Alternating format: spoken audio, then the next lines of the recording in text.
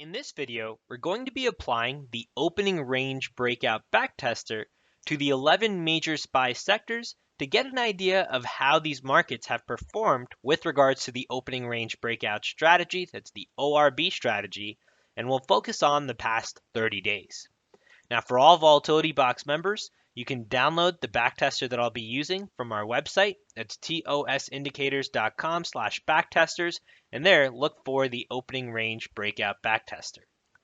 If you aren't a Volatility Box member, but you'd still like to follow along in some way, shape, or form, you can head over to tosindicators.com/indicators and download the Opening Range Breakout Indicator tutorial, and this will at least give you the levels on your chart. You can also learn a little bit more around the strategy if you need to brush up what the ORB actually is.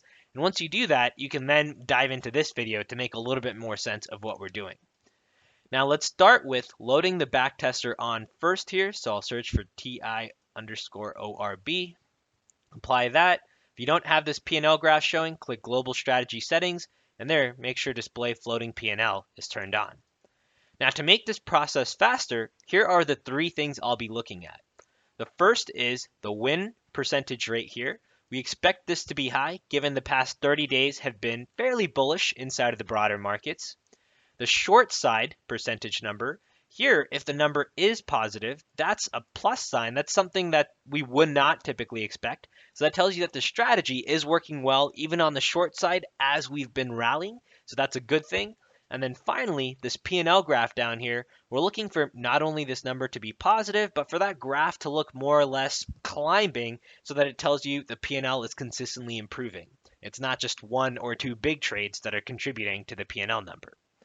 Now with that, let's start diving in. So first off, we have XLP here. We can see the P&L graph here very clearly red. We move on to the next sector. Next sector is XLE, 30 days, yep, XLE. Inside of XLE here, what we can see is that P&L graph is green, but has been red previously before. And more importantly here, if we take a look at the metrics, 85.71%, 66%, also above 50%, XLE would be one to investigate a little bit further. Try and find some more profitable patterns, understand what is causing the short side to be a little bit less than the long side. Also, where did that red blip take place? Now next up, we have XLF. XLF very clearly red here, so we could go ahead and skip XLF. Next, XLV. XLV here looks good. The green graph is climbing fairly consistently. Here up in the numbers, 81.82% on the long side, even greater on the short side. So that's a good sign. That's telling you the healthcare sector and the ORB strategy have been a fairly good pairing over the past 30 days. If I scroll back here, we can see one little blip of red as well, so that seems to be one bad trade, but very quickly, if you stay true to this strategy, took each trade, then you can see how that P&L graph number changes.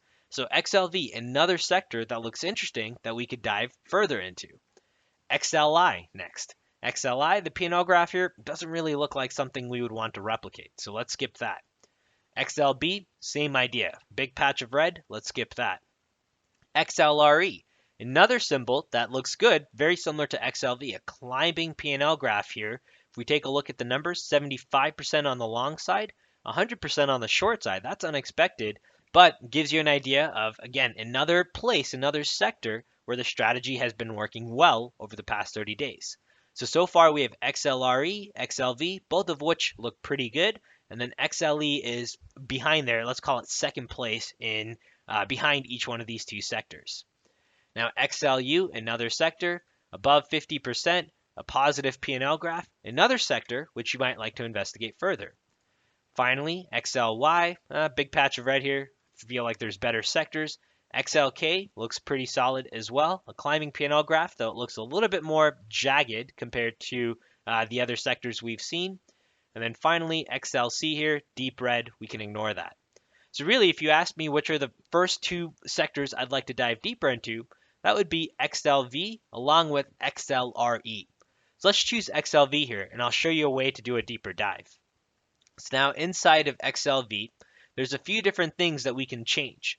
The number to pay attention to now is that P&L number along with the percentages to see how any of these changes affect those three digits. So let's say instead of waiting for a 5-minute candle that closes above our breakout level, we were looking for just a wick touch. So the first touch of our breakout levels, let's use that as our entry. Does this number improve or decrease? So let's see. The number stayed more or less the same. We can see up here the percentages, I think, dropped just a bit compared to our close above. We went down to 60 and 80 compared to 81 and 87.5.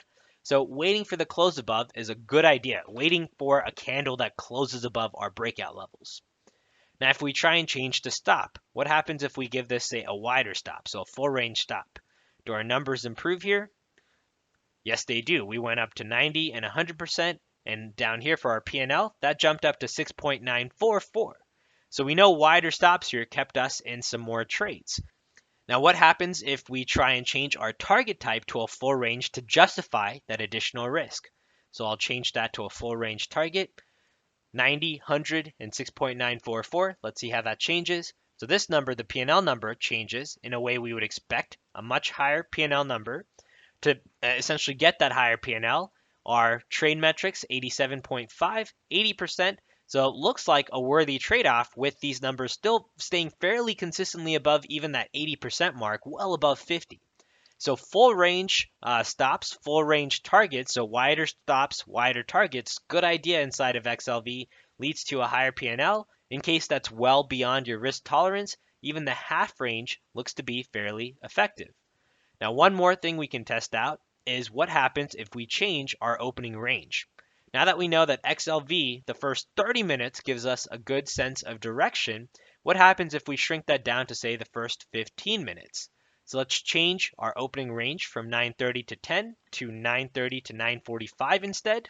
And for our entry period, let's use the next 15 minutes as our entry period where we must break out above these levels.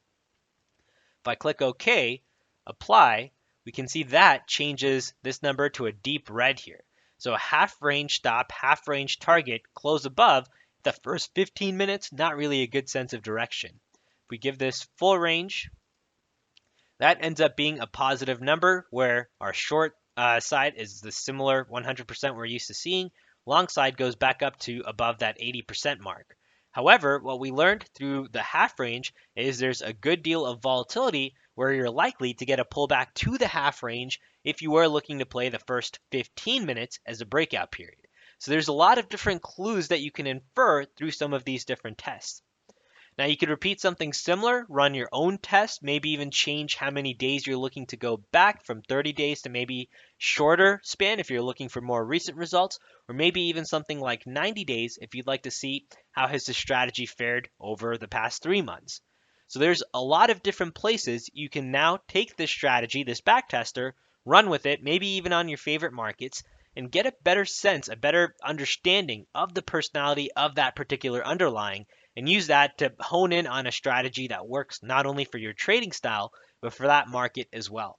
Again, for all Volatility Box members, you can download the backtester we used in this video today from our website. That's tosindicators.com/backtesters. Choose the Opening Range Breakout Backtester, and that's included for free with your membership. So it's something to take advantage of. All right, take care, everyone. Good luck trading, and I'll see you in the next update.